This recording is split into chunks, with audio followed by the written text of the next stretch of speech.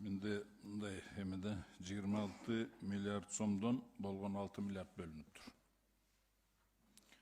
Анан кийин бул жанагы эме источники какие, кстати? Только бюджет эле же башка источниктер барбы? Бюджетный эле, бюджетный статьяда бюджетте белгиленген. Бюджеттен эле. Так, ошонун 6 миллиарды. Анан жанагы фермерлерге кандай берип атасыңар? Канчасы фермерлерге ошонун 6 миллиардтын? Жөнөкөй дыйкандарга. Дыйкандарга ФСК 10 боюнчабы? Ну, вот ФСК 10 боюнча бюджетте 4 миллиард. Жок, 6 миллиардтан канчасы бөлүнүп атат ошо? 2 миллиард. 2 миллиард. Проценти 6, да? Да, 6% ставка. Срок?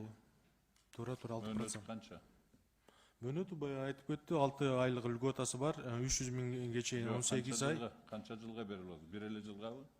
18 ай 3 жылга да? 300 эмес. 3 жыл 5. Льготный период деп атасыңар. В чем смысл льготного периода? Эмне да? 6 месяцев. Было сказано уже.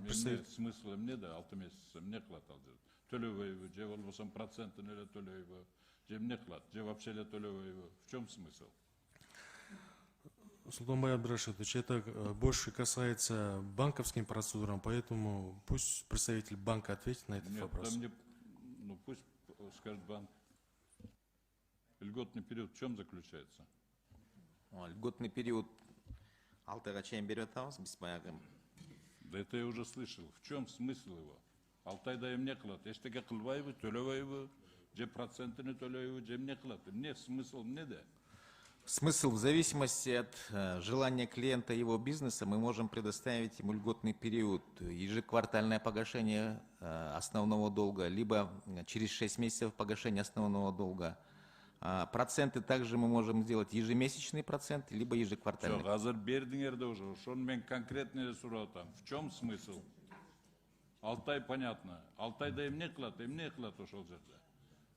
Процентini төлөбөйбү? Жок, 6 айга чейин процентинде основной долгду төлөбөйт да? Эстекен основной долгду төлөбөйт, ошолбу? Процент бирок кете берет, начисление кете берет. Жок, процент төлөйбү Алтай? Процент төлөйт, конечно, 6 айдан кийин төлөйт бирок. Ну вот ошону никак не могу добиться от вас. Анан кийин могу акчаларды качан бөлүндү ошол 6 миллиард? Уже канча болду? Вот срок когда выделили? Урмату Султанбай Абдрашидович, в принципе, эти ресурсы полностью в бюджете текущего года, в прошлом году было утверждено. По заявке на сегодняшний день Министерств ведомств, соответствующих, которые задействованы в сфере аграрного сферы, мы по заявке полностью финансируем. Вот Минсельхозбизге заявкасын берди, удобрение. Я понимаю, когда эти деньги конкретно поступили на счет и начали его раздавать. Вот это меня интересует. В части ФСК мы начали с 10 февраля. С 10 февраля.